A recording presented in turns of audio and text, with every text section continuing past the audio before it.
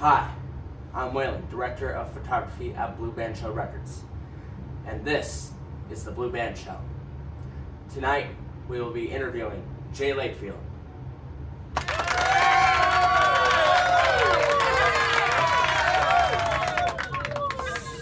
Hey, nice to meet you, Jay Lakefield. Nice to meet you. How you feeling after releasing your new album, Witness Protection? Oh, I'm doing just peachy, I gotta say. Alright, so to start us off, I want to talk about the design of your album cover. It's a large departure from your previous ones. Absolutely. What were you thinking? What changed from this one compared to or Jazz Club? Well, really, I knew I wanted to implement the LeBaron itself on the album cover. But I also have had this kind of idea of me obviously standing in front of said LeBaron. And really, the ransom letters, I would say, personally, I cut them out from magazines and comics I had. I added them to add more of a ransom, more witness protection feel to the album, just to add to the story of the entire album itself. Yeah. So, how did you come up with the name Witness Protection? I believe that name stems from a day at work I had one day when I was having a really, really bad day. And I was just like, wow, I wish I had some illegal information to tell the cops right now so they could just put me in witness protection and I could never, ever come back to this place ever again. That's quite a story. Alright, Jake, let's go song by song here.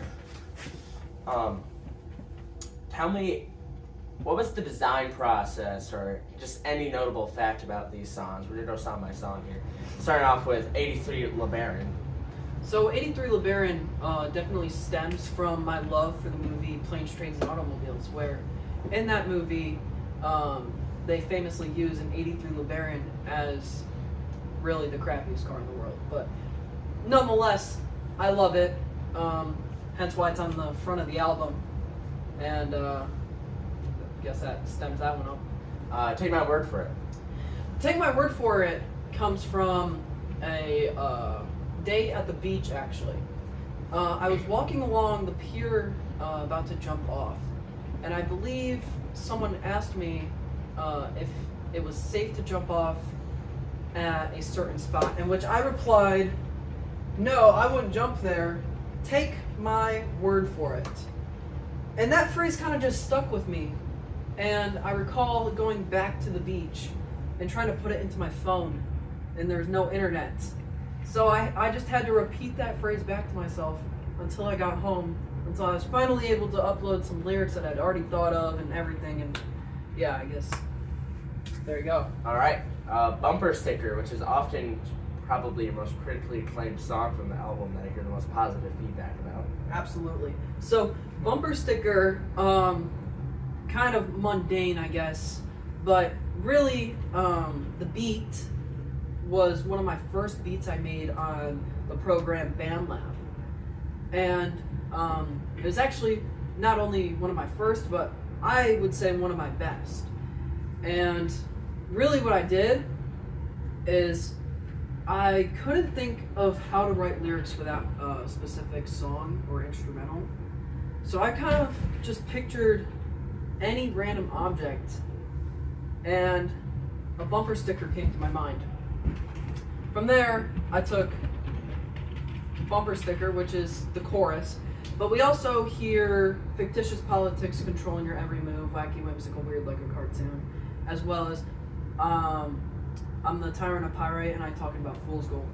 Those two lines stem from a day in English class when I was walking to lunch and I came up with those two absolute bars, in which I wrote them down on a lunch tray so I would remember them and remember to put them on a Google Doc. And eventually I gave that lunch tray to my good friend Logan, which he still has actually, so pretty cool. I will mention that local music critic Loden Krause often quotes the line about fictitious politics. So Yes. the story is notable. Absolutely. So next up to Hot Shit, My Whip. Okay. So, I would say the overall theme of Hot Shit, My Whip, is disingenuous, like being disingenuous, especially while being a rapper. What I find often a lot, you can even take notable examples like Lil Tecca, who really use being disingenuous in rap as a way to gain more of a following, perhaps. Which is fine in some scenarios, but I feel like it's definitely overplayed at times. So during the song, I definitely tried to convey that much more. And in the fact that, like, a lot of people aren't truly who they are when they are rapping. So. Do you find that you fall into that trap? Not quite yet. Not quite yet. But, you know, balancing on that line sometimes. Yeah. So off to Whatever You'd Like. Whatever You'd Like was actually a replacement song on the album. Really? So originally I was going to have a song titled Everybody Now. And Everybody Now was going to be a hype song, like house inspired, not the drama TV series, but the genre of music. And really, I had this beat that I made using a Casio SK1, which you can actually find in my studio back there. It just uses the preset synthesizer noise, and using a 4-bar chord loop. And really that song is a song about desperation and lust. Not quite stemming from my own personal experiences, but rather from others that I've seen or even heard about. So, the next one on this list is probably the one with one of the funnest titles, Cataclysmic.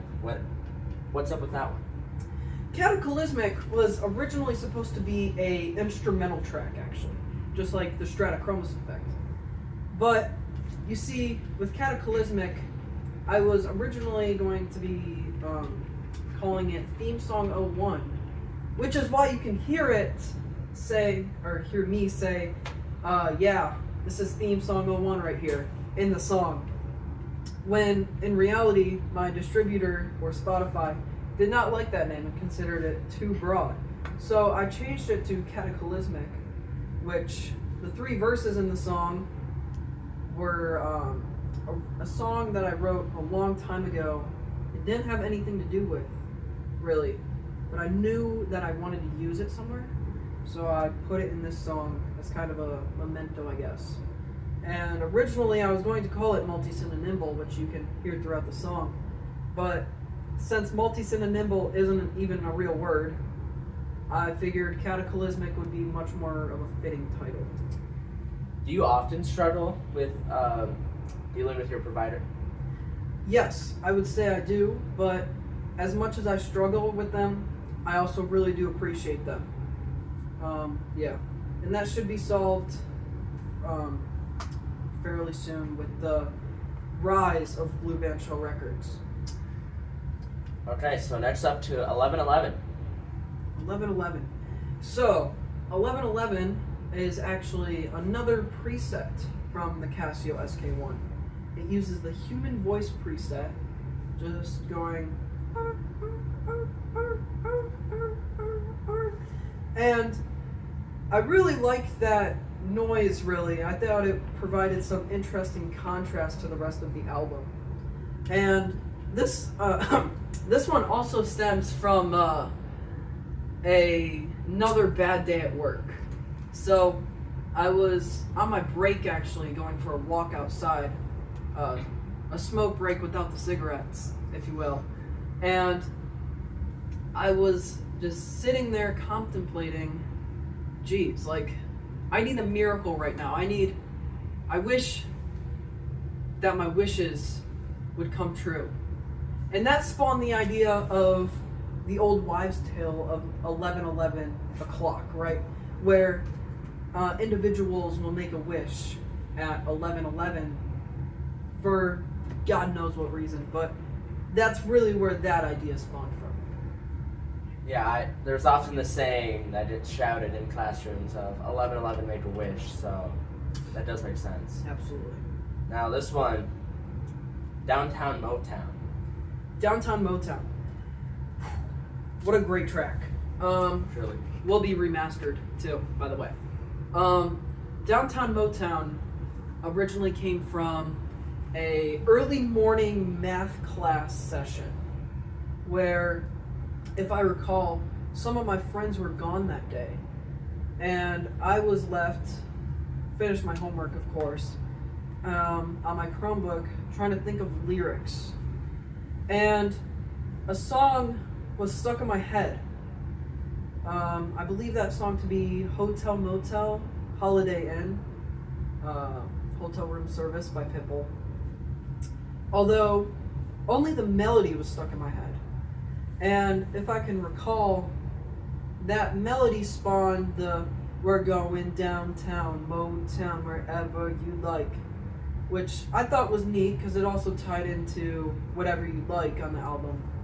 And it was also such an interesting concept because usually Detroit itself is shown in a bad light, but really what this song tries to do is capitalize on Detroit's good parts and not the gang violence or even the desolate streets or whatever. There is a lot of good in Detroit that's underexplored. Well, this wasn't something I planned to ask you, but it came up. What was the first album or first song on the album? The first song on the album would be the instrumental, obviously, for Bumper Sticker. But the first song I probably finished would be 83 LeBaron, most definitely. But, I mean, all songs are really just not a cataclysmic, a catechism of all Catalyst. works that I've been working on over the years, probably since my first album, really. All right, and next up there is Check Engine Light. Check Engine Light. Check Engine Light was one of the first beats I made on Ableton, actually. Just learning how to use it. And I made this beat, and I really, really liked it. And at that time, 83 LeBaron was already done. But I kind of wanted more tracks about it, especially because, I mean, it's on the album cover, and I feel like you have to implement that more somehow. So with Check Engine Light, really what I did is I made an 83 LeBaron Part 2, and I just put that on the album. I think it spawned a really good song, and there will be another remastered version of that on the deluxe album coming soon. I will be asking you more about the deluxe edition later on, but I noticed that, especially on the back of the album, for example, there's a lot of, and in the songs, like you just mentioned, there's a lot of references to the city of Detroit. Absolutely, yes. Really, I've been to Detroit several times. In fact, I wasn't born too far from there. But most of my family lives in Detroit, and really visiting there frequently, going to Pistons games, Tigers games, no Lions or Red Wings games quite yet, but maybe someday. Really just spawned my love for Detroit as a whole. How is the footage doing? Is it still on? Alright.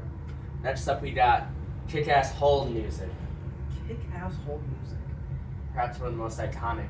Yes, so, absolutely. This song was also going to be an instrumental track.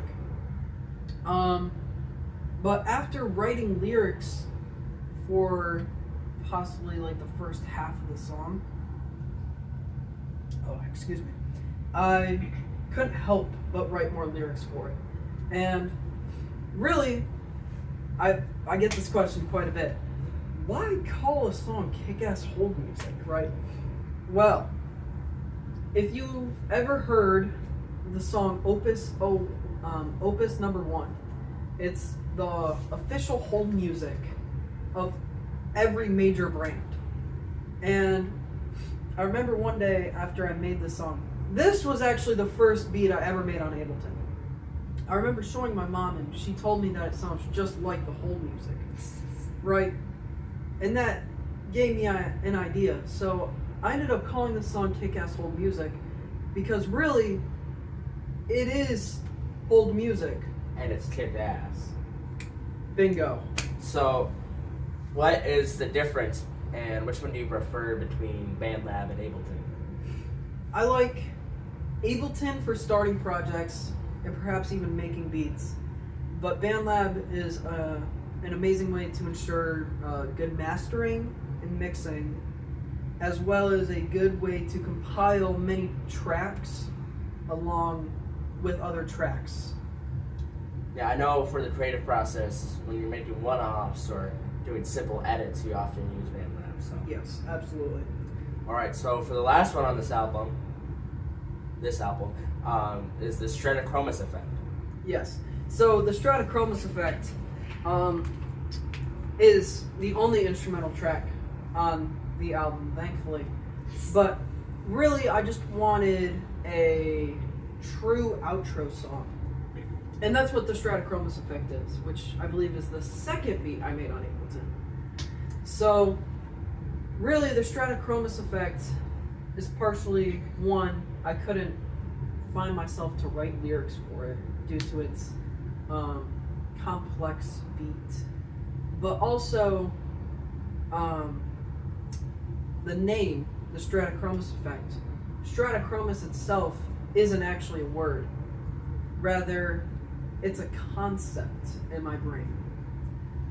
Strata meaning a lot, typically, depending on the translation, and chromus meaning color.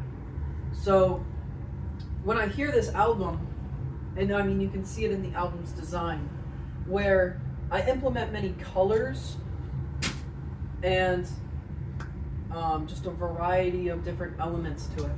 So I thought, the Stratochromus effect. What an amazing conclusion to a colorful album. Well, I say that's a brilliant conclusion, and it really brings it all together. Yes. Now, moving on to our next subject. All right, Jay Lakefield, if you don't mind, we're gonna have to move to our sponsor, Windshield Wiper Fluid. Windshield wiper fluid. Oh, that takes me back. Wow. So, windshield wiper fluid, let me tell you. Amazing for cars. Terrible for consumption. Get your local windshield wiper fluid today. All right, welcome back to our interview with Jay Lakefield. So, next up, I wanted to ask you, if you had to describe the album in one word, what would you describe it as? So, kind of going back to what we were talking about before, I would definitely say the word colorful would be an incredible word, or perhaps even Stratochromus, which technically is not a word, but We're gonna make it a word. make it a word, exactly.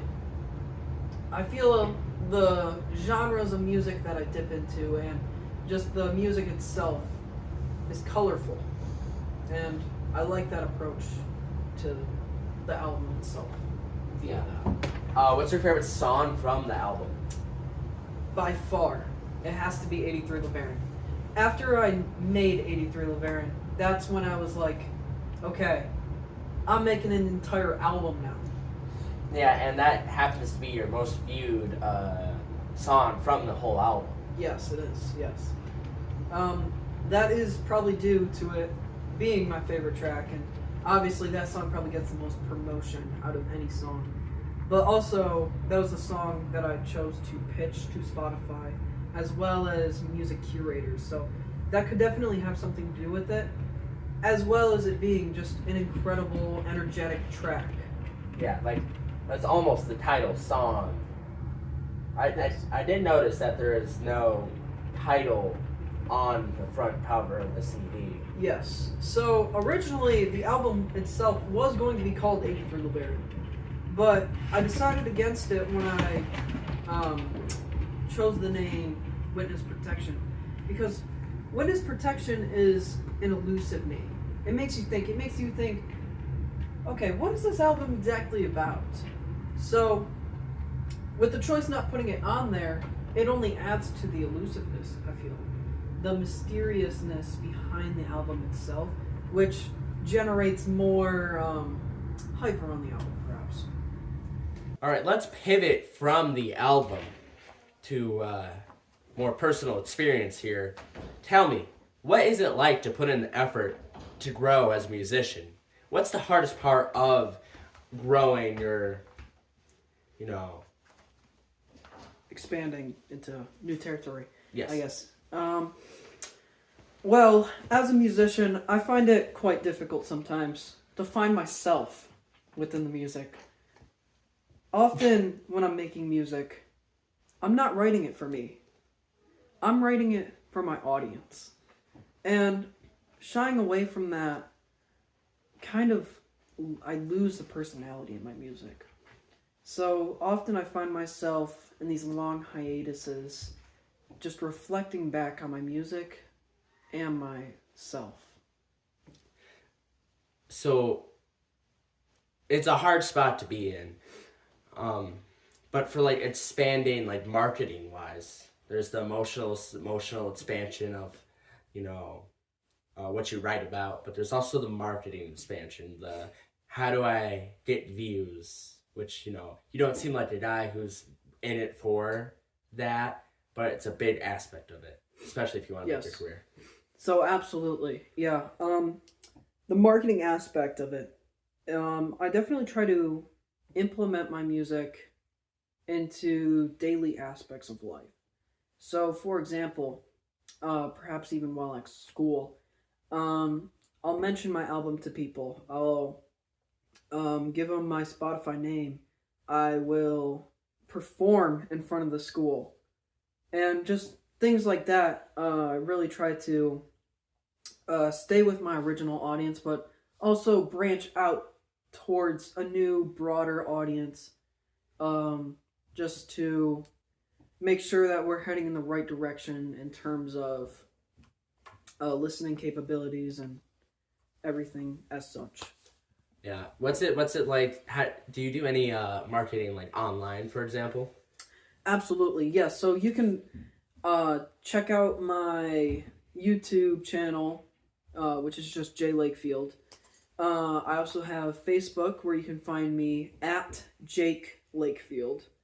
I post content there. No Instagram or X quite yet, but maybe more social media in the future, where you'll definitely find I have more of an online presence. No, I guess should dive into a little like common critique that there is. It's often hard to find all the music on one platform, and there's discrepancy in, you know, like especially on Spotify with Jazz Club. Jazz Club isn't a single album. There's 2 songs that are treated as singles on there. Why is that? So with the Jazz Club, I guess there's a discrepancy of sorts where before, as many of my fans and personal allies would know, my name was Brain Damage Jake, and that had to be changed after severe backlash. Me getting canceled on Twitter, on online. It was bad. So after such backlash, I decided to change my name to J Lakefield. And yeah, so I guess there were some issues with the music itself, and we're definitely on the right path now. So all future releases should be in one easy spot to find, accessible to every person who wants to listen. Good to know we're going on the right track. Now, you'd often, well, I wouldn't say often, you do live performances. What would you say is your favorite live performance you've ever done? My favorite live performance would definitely have to be this most recent one, where I performed Vienna in front of my entire high school. This was an interesting experience for me, nevertheless. But I do wish I would have performed one of my own songs, which isn't completely out of the question yet. I believe with more talks of more live performances, more assemblies in the future, I will be able to perform some of my own music, so keep your eye out. Now, you discussed not being able to perform your own music, but what other musicians inspire you in your art? Amazing question. So, my original inspiration for making music originally would have to be the man, the myth, the legend himself, Weird Al Yankovic, who inspired me to make my own parody songs at a time when I was still making parody songs. But more recently, inspirations would be Mac Miller or Tyler the Creator or Young Thug. All right. Free Dirk. So I guess the next question, naturally, after you look back a little, is where do you see yourself taking your music next? Currently, I guess I just want to take it more mainstream. I want to get more broad. I want to reach a bigger audience. I want to make my music heard. I want to make myself heard.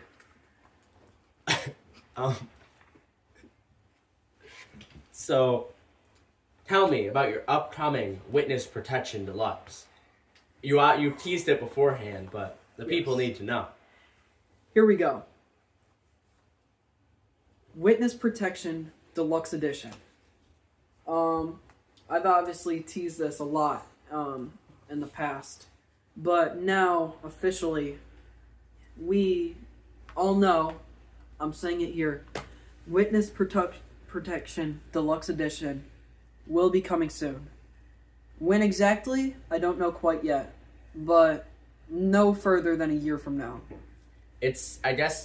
So what's gonna be new? What's gonna be different? Okay. Number one, I'm revamping every track on the album to make it absolutely perfect. So there will be no mixing and mastering issues, no stuttering in the lyrics or anything. But also, probably most importantly, I will be adding a minimum of 3 new tracks to the album. Tell me, do you have any of those new tracks planned out? Yes, I do. So currently, we have 1 track finished, 1 about halfway, maybe 1/3 of the way done, and 1 that is, I have the instrumental completely done, and maybe a verse or 2 written so far. There's rumorings about the inclusion of a song called the Dairy Song on the CD. The Gary song. Absolutely. So, there's been quite a few rumors about the Gary song. And perhaps you may have seen the Gary song on my YouTube channel where I performed it. And currently, I'm not laughing at you. I'm laughing at something else. Those rumors are unknown. I'll leave it at that. The Gary song may or may not be on the album. Well, actually, we have Bryson Gary here in the studio if we want to bring Bryson Gary. Bryson Gary! Holy! Bryson Gary. Wow. It is an honor. It is an honor to see you here today on this fine evening. We have the real Bryson Gary here in the studio with us now. That is truly incredible. Yeah. We may add him to the interview later on. All right. Let's take a look backwards. You started as wanting to be an author, but then shifted into parody songs. Then eventually grew into your own music. What made you shift from writing to songwriting? That is a great question. You did your research. Okay, so the story of Lakefield. Yeah, so I originally made comics actually, then went from books to parody songs to original songs. The comics kind of started not even because I was a comic fan. I just liked making stories. Ever since a young age, I've been making stories. So, really, that's what I'd consider myself as a storyteller. First off, with comics, I made my own company called Creative Comics, I do recall. which is really, really niche, but nonetheless. I started off on comics and quickly shifted to writing full books. The only problem was I never actually finished a single book. I feel as if my issue was I tried to write too many books in too little time. Yeah. I do remember doing research for this. There was a store in Indiana with the same name as Creative Comics. What do you have to say to that?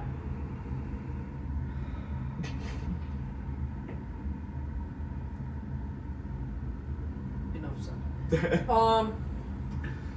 Anyways, as I was saying, really, it was more of a gradual shift. So I was writing books, and at the same time, I was still writing parody songs. But at some point, I kind of just gave up on writing and went fully into parody songs. From there, I made a song titled "The Original Song." It was made to be kind of like a shift between parodies and original songs. Hence the name, The Original Song. From there, I made Lawn Chairs and just a ton of other tracks, and really the rest is history. So, from that parody song era, so you went from parodies to now, what in your music making, what aspect of it do you think has improved the most from then to now? Overall, I would definitely have to say the production. The production by far, because originally with parody songs, I would take these tracks and upload them into BandLab's Music Splitter, which really just removed the vocals from the instrumental. And I would make my own lyrics for it, which were pretty bad at the time, and just put them over said instrumental. Now, I have a full-on production process where I mix and master tracks in a professional setup, just like any other real studio would, really.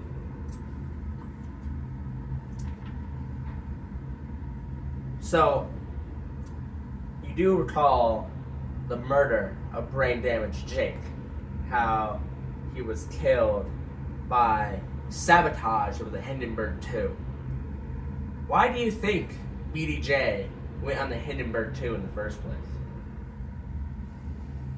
You think we can just skip this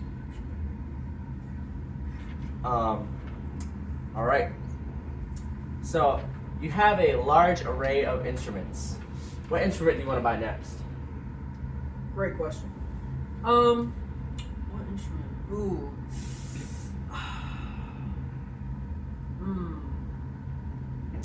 I often think about buying a brass instrument, such as a trumpet or saxophone. I'm not huge on jazz, but it's definitely been an inspiration for me. Yeah, you have a part of your discography includes an album named after jazz, so I can see the inspiration. Yes. So for the question that's actually been people have been begging to know, what's your shoe size? My shoe size. All right. This is a personal question, but I will answer it anyways. My shoe size is 10. US in men's. Groundbreaking news. All right, this one's controversial. Who is your least favorite comedian? My least favorite comedian. really, I'd say it would be any comedian that went on the Saudi Arabian comedian tour. Do you have any examples?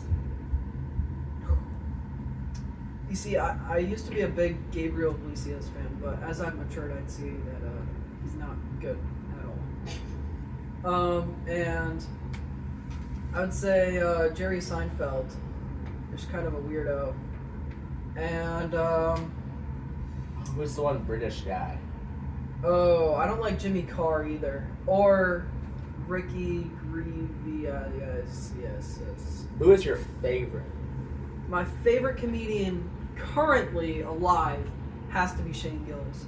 But if we're going all time, it has to be the man himself, John Candy. Favorite movie? Favorite movie ties back to Witness Protection. Planes, Trains, and Automobiles is by far my favorite movie, followed by Fight Club, followed by Baby Driver. Favorite color?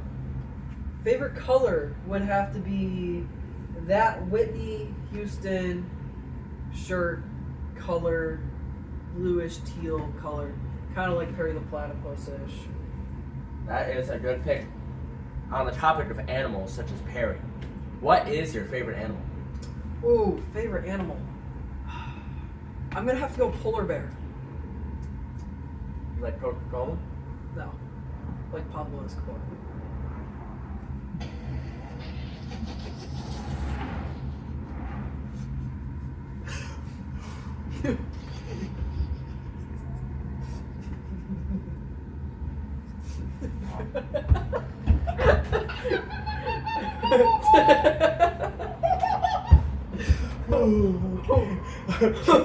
Oh, Gary. Don't die. Okay. What's your... It's not that funny. Shut up, Gary. That's hilarious. What is your favorite mild inconvenience? Like stubbing your toe, stepping on a Lego. Oh, my favorite mild inconvenience. Would be hitting a wrong note while playing a guitar or playing the piano. Just that noise, like, ugh. Gary would know. All right, this one's a trivia question actually from a special request from a big fan from South Line, Michigan. I saw this. Yeah. How many calories are in a gram of uranium? So thankfully, as the amazing creator I am, I read every single comment on every single video. And I saw this comment from, I believe, a young man named Grayson. And I believe he said there's 20 billion grams of, or 20 billion calories in 1 gram of uranium, which is honestly quite fascinating when you consider that your mom eats 500 grams of that every single night.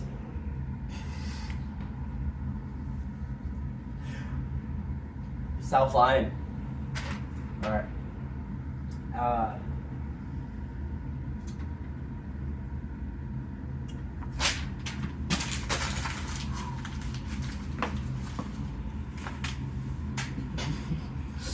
That concludes this interview, which is I'm out of questions. Unless, oh wait a minute. The Gary section. All right, Bryson, Gary, come on up. Gary, holy! Nice to meet you, Gary. Nice to meet you. Gary. Here, come take a seat. No, come take a seat. Hey there, All right. Jay Lakefield. It's been a while. Wow. We've talked again. Holy macaroni. All right, Jay Lakefield, do you have any questions for the Bryson Gary himself? Yes, I do. How do you feel about the recent popularity of the Gary song? It's very unexpected, I feel. And I don't know if everybody knows me. They just know the Gary song. How does that make you feel? Kind of embarrassing at some points, but I Embarrassing. like it at the same time. You like it. Perhaps you would do a feature on the Gary song. Like I'll be in the music video, or I'll be in like the video. Like the actual song and the music video, perhaps. Oh, Music video. Who knows? That might be in the future. In the future. Good stuff. Good stuff, Gary. All right, that concludes the Gary interview. Hey, the gonna say goodnight, goodbye. All right. Have a good one, Gary. All right. So, do you have any last final minute things you'd like to add to the audience for today's The Blue Bandshell episode? Episode 1? One thing I would like to add is Not true.